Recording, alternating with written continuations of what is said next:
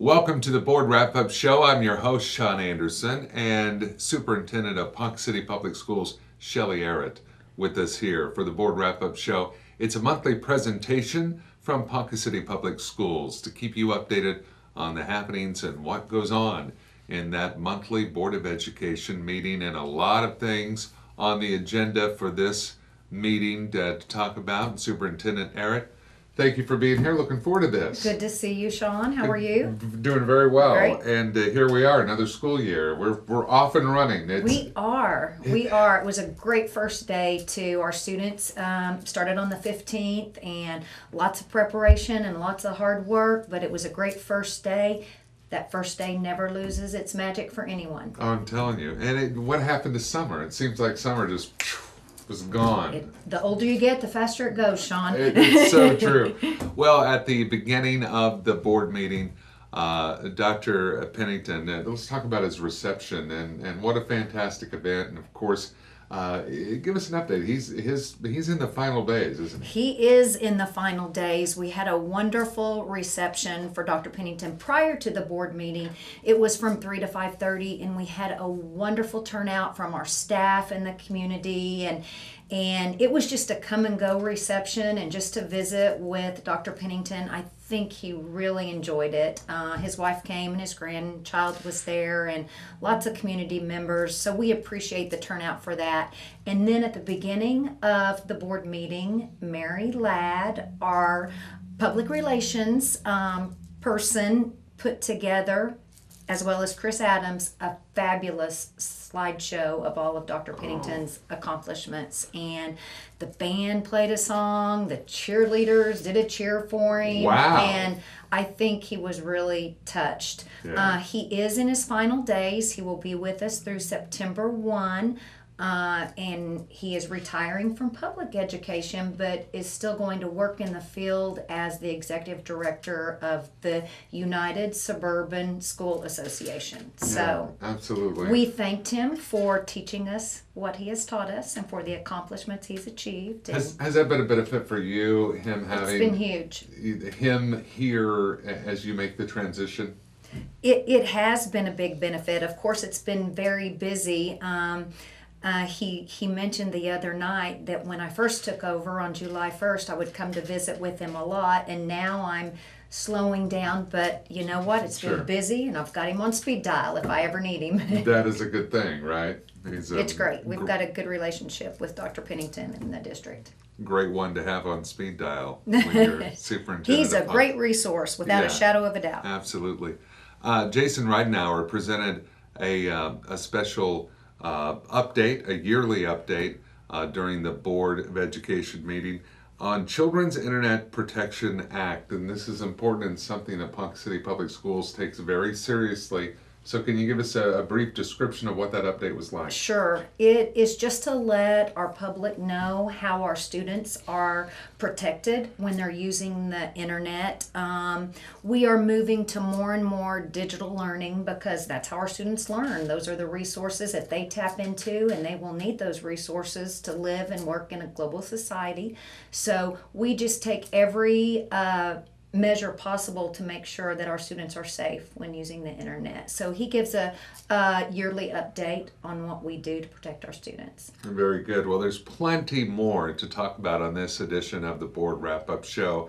And right now, it's something very important that we do, and it's actually a requirement. It is a requirement. That the public school system review policy changes and make those policy changes public. So right here on the Board Wrap-Up Show, Superintendent Shelley Arrott going to give us an update on policy changes. There's quite a few on your list, and there are. You're going to recap for us. I'm going to recap the proposed policy changes every year as new statutes are created by the legislature. We have to update our board policies, and we typically do this in the September board meeting.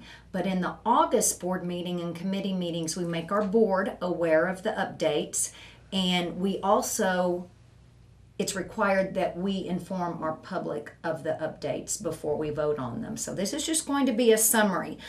We have several sections of the board policy, and section 1 change is called the Board of Education, and it basically just clarifies the agenda requirements for posting the agenda, and if people or different entities request notice in writing, it's an $18 yearly fee. So that was the only change on the Board of Education section. Section 2 is in regard to community relations. There was a minor clerical change that I don't know if it was on our end or our policy writers' end that just needed to be corrected. Section 3 had to do with administration, and there were 2 board policies, the Federal Civil Rights Act of 1964 and the Grievance Procedure for Filing, Processing, and Resolving Complaints alleging discrimination, harassment, and retaliation that had to be updated simply because of personnel change. Different people that are taking charge on those specific areas. So we had to update that by law. Within that same section, it was required by the Office of Civil Rights that we had a definition for discrimination. There wasn't a definition for what discrimination actually is considered, and now that's going to be in the board policy once approved. A new policy in that section was the acceptable use of file sharing technology. And this is simply because so many of our students and teachers are using Google Documents and Evernote. It spells out what cannot be shared in those documents. Obviously, viruses, malware, worms, confidential information in regard to FERPA, HIPAA, anything that had to do with disciplinary or grievance information, it's just spelled out in a policy now.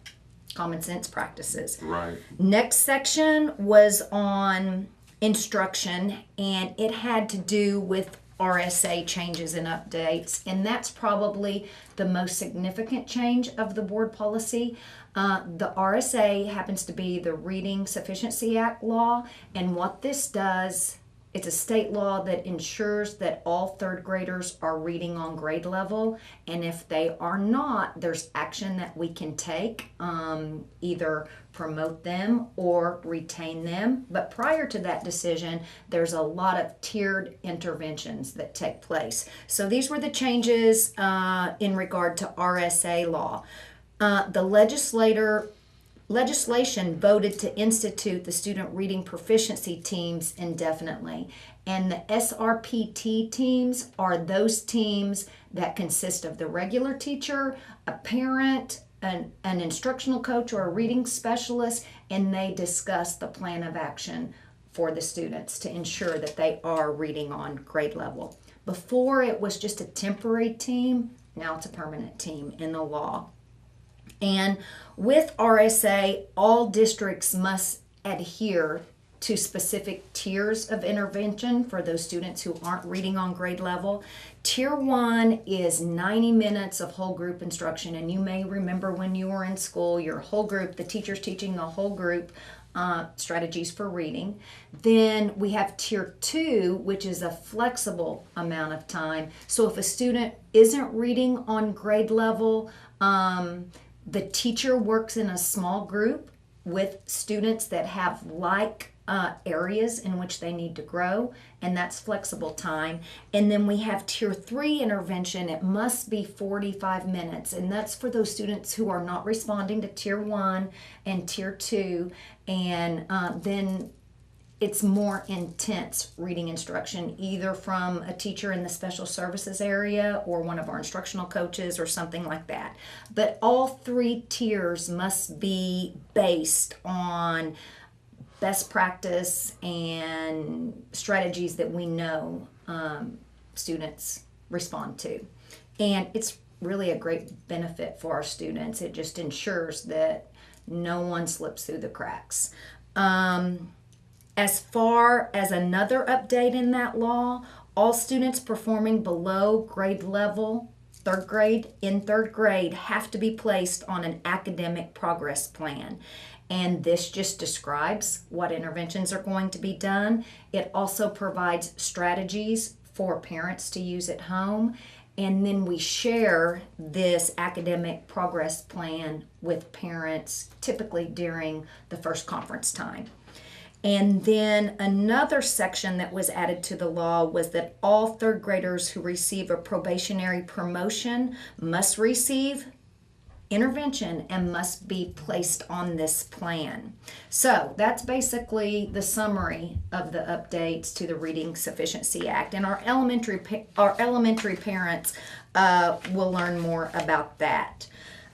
We also, in the same area of instruction, had some details with our student promotion and retention policy. So starting with this school year, students not eligible for automatic promotion who were reading below grade level in third grade now can be evaluated by that SRPT, that team, to determine whether they will be retained or move forward to fourth grade. And there are several good cause exemptions that allow students to be promoted. It could be that they are limited English learners. It could be that they scored well on an alternative state test. There are some exceptions there. It could be that they're on an IEP and there was an additional good cause exemption added this year. So if a student has an emergency critical health crises, they can be promoted. So that kind of, we know that there are different circumstances for every student regarding their learning. So this just gives some flexibility for that promotion if they've had some issues that have come up or some disadvantages. The next section was on business management. Super easy in regard to production of our public records policy. We had to designate our board clerk, which is Betty Johnson, who takes care of those policies and releases that information to the public.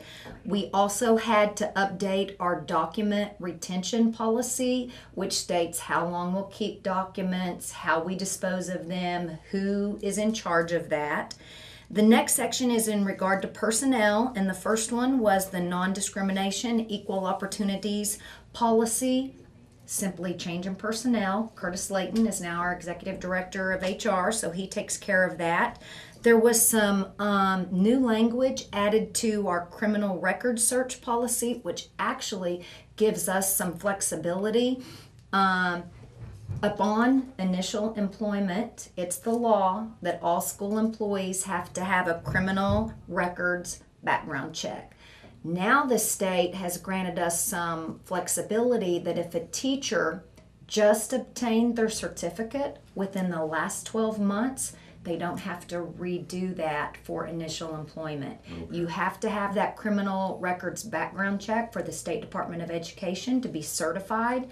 Then it's a hardship for teachers to turn around for their first year and then have that record search again when it might only be a span of 3 weeks, and it's $59 charge. So that kind of helps our teachers a little bit, gave us some flexibility. Curbing that redundancy there. That's right. And with our teacher shortage that everyone in the state has experienced, that gives us a little more leverage and flexibility. Sure. The next policy also gave us a little more flexibility in regard to testing employees and applicants for employment other than bus drivers in regard to the use of alcohol and illegal chemical substances. So the post-accident wording changed just a little bit. It used to say that if there was an accident, the employee would automatically go for drug testing. Now the wording has been revised that we may send the employee for drug testing. Typically we will, an instance in which we may not. For example, let's say we had someone get injured on the job at 10 a.m. We sent them for a drug test and then they came back to work. We know they were on the job. We know they didn't have access to drugs or alcohol, right, and they were injured again Right. within an hour or whatever. We hope that doesn't happen very often, but we would not have to send them for the second drug test, Fantastic. which gives us some flexibility.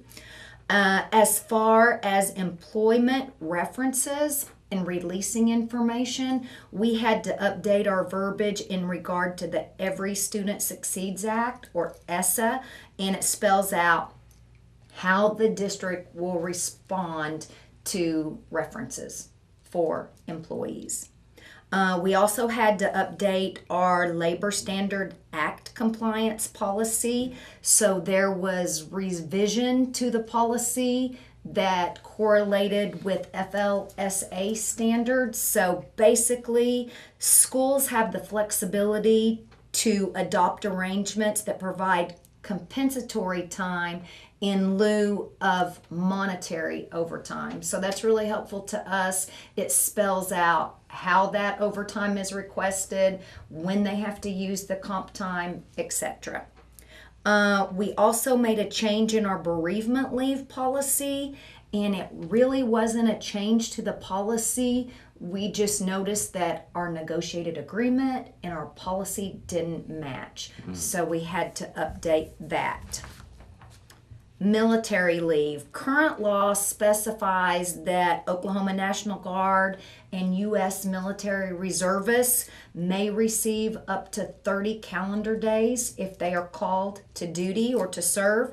So some changes were added. In addition to the 30 calendar days, the leave cannot exceed 240 hours. Okay. So we had to update our personal leave policy, personal business leave policy, same thing as bereavement. We just needed our negotiated agreement and our personal business leave policy to match. And I'm going to talk to you a little bit about negotiations later, and I'll explain more on that.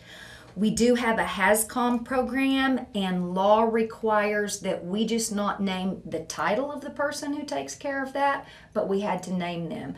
And that is our Executive Director of Operations, so we just had to list Brett Smith's name in addition to his title.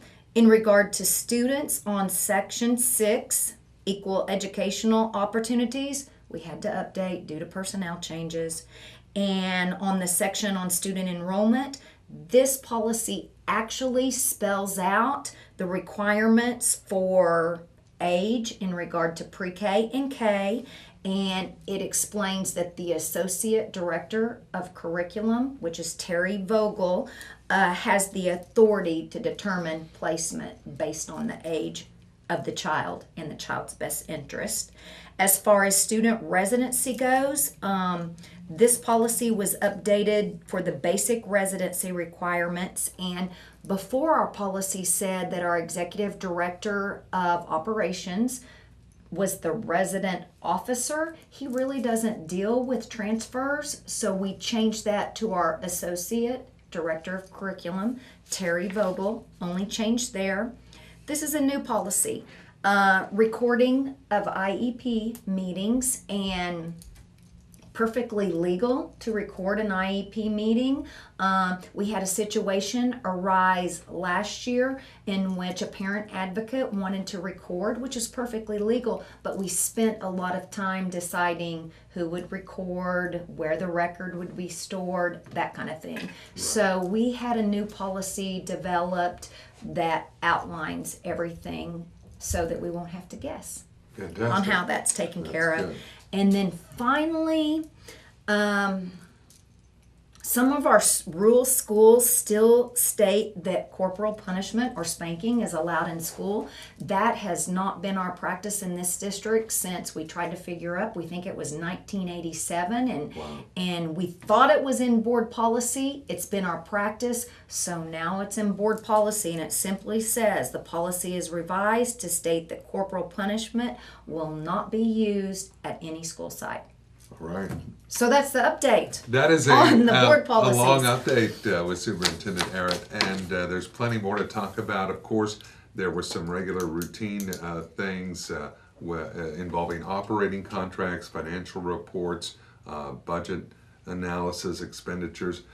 Can you give us a quick recap of that? Sure, we do that every month. It's just to stay in compliance. We're a transparent district. Some of those contracts were just things that we need for general operations, and you probably remember last month we had many to start the year. So these were just some updates, and then we reviewed our expenditures and our allocations in regard to our budget, and those have to be board approved monthly. So general items.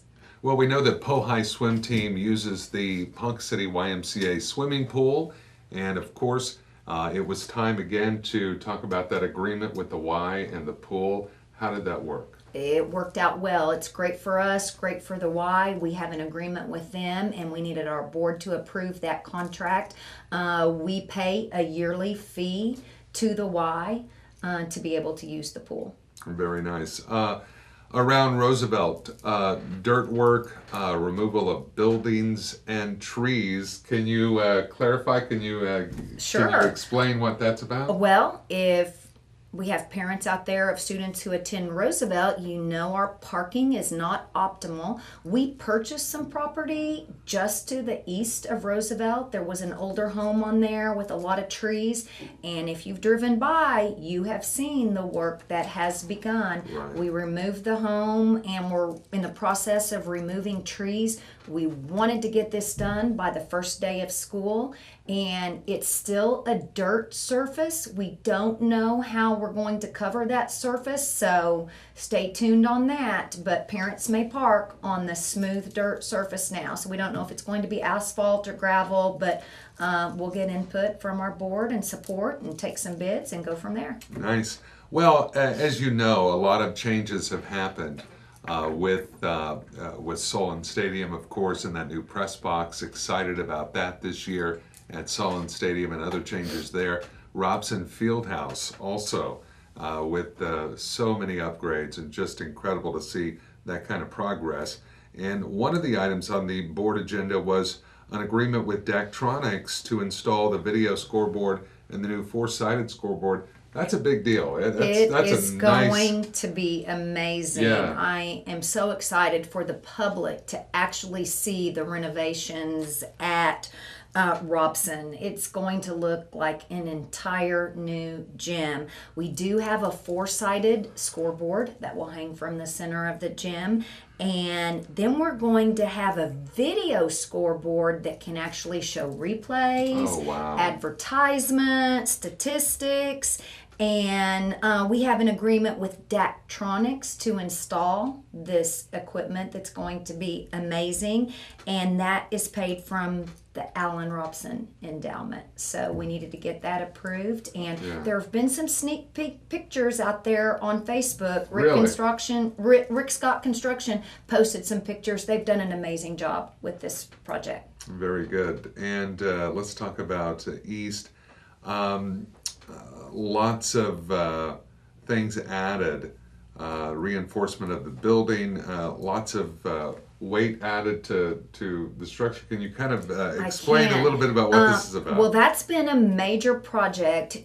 You'll probably remember, Sean, last year we changed all the windows out at East. Well, this year we replaced the HVAC, and that building is pretty old, very nice building, lots of Art Deco, but we needed to replace our air conditioning units. We went from 21 units to 45 units. Oh, wow. So it's going to be super cool once we get everything ironed out over at East. So with that much additional weight with the HVAC units that are on top of the building, there needed to be some reinforcements. And then with any project, you go in and you run into problems. And there were some ductwork issues that needed to be taken care of.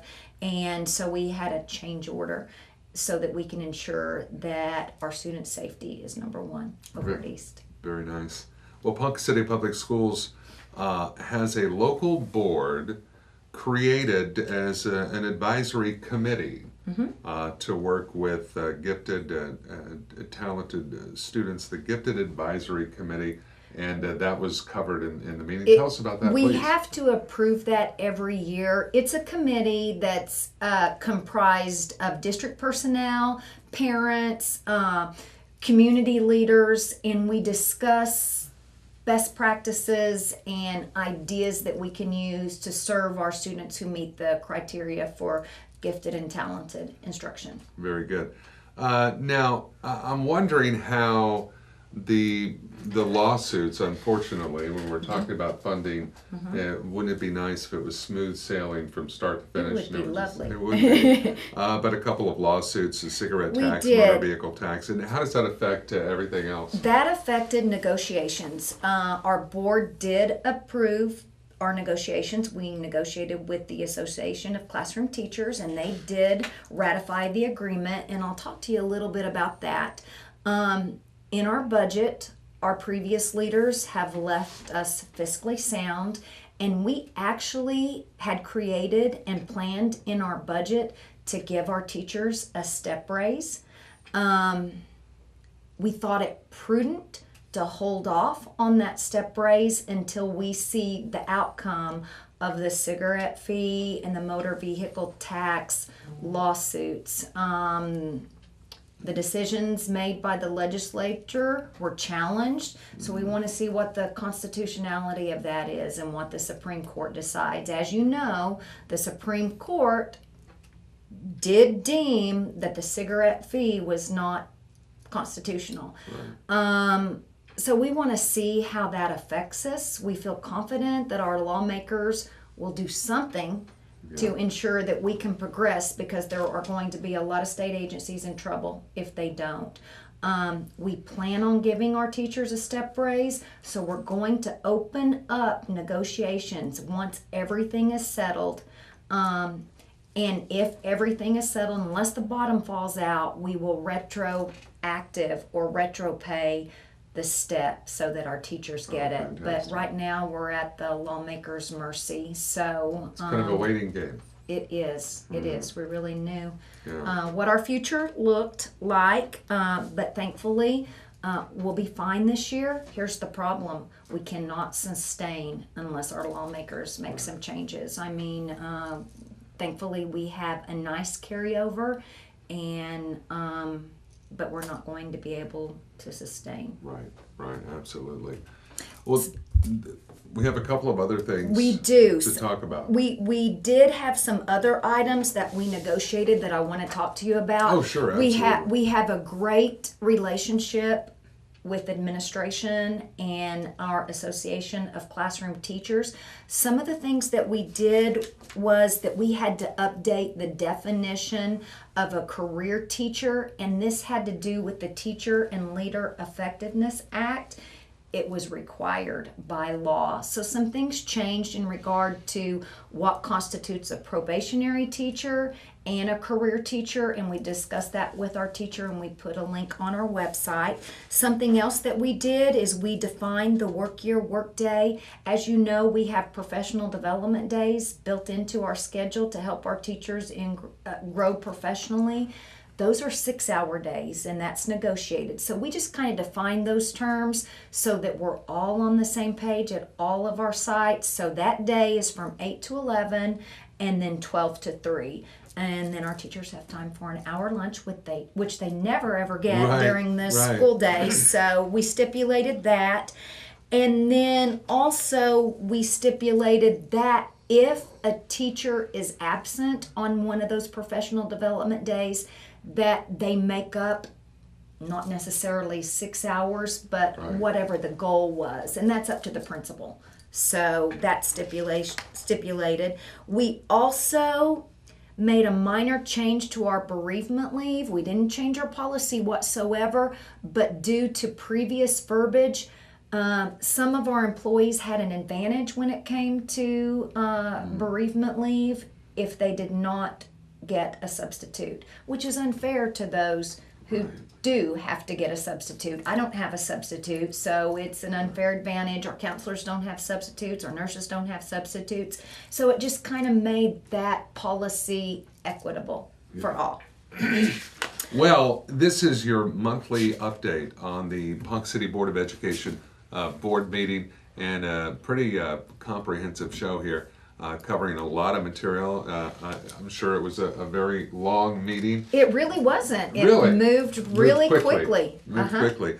Well, we're into the school year, and this is the first of the 2017-18 school year board wrap-up shows. And before we wrap up this edition of the board wrap-up show with Superintendent Arrott, we got to talk about the first day of school. I know you made your way around to some different sites and different classrooms and had some Every photo site ops. but one, yes. And I was amazed at how smoothly everything went. And it took the entire team of every stakeholder in the district to make that happen. Yeah. Our staff worked hard, our community provided resources, our parents were busy. It was probably one of the smoothest days, and I can't even tell you how impressed I was with our teachers. Teaching and learning to a high level of rigor on the very first day of school. I was so impressed. It was a great day. Incredible.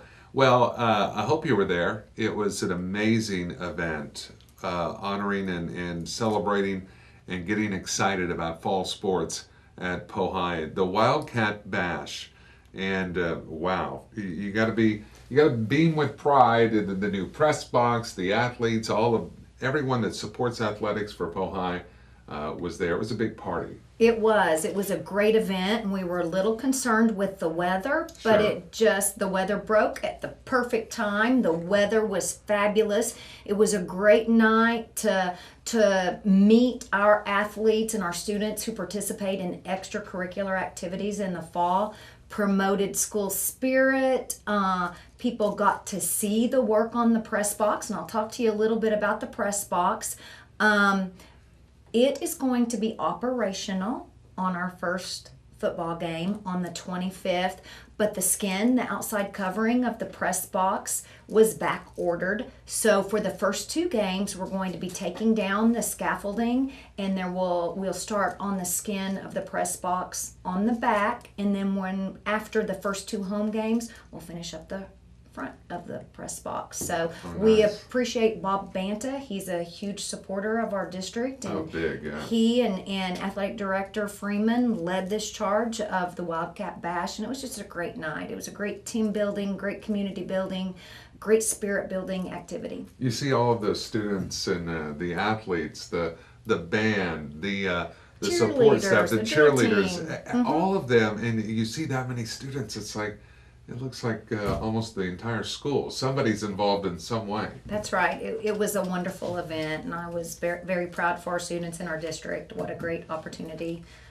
As a superintendent, you were a teacher at one time. I started in your as a career. teacher. You That's started correct. as a teacher. Does that help you relate and connect more easily with the teachers? It even those certainly brand gives new you a teachers? perspective, Yeah, because we've you've been there. all been there. And in your career, all we ask is that our people continually grow. So you start out here in your career, and then as you make your way up to retirement, you hope it's an inclined plane. And we've all been there, so we can all be supportive of each other. And I'll have to say that our teachers are the best at supporting each other with educational issues that we have to overcome every single day. Sure. We have to work as a team, and there's no better way to do that than to build team, build community, build pride, build spirit. Absolutely. Superintendent Shelley Arrott, and thank you so much for being with us on this. It was a pleasure. We couldn't do the board wrap-up show without her. I promise you that.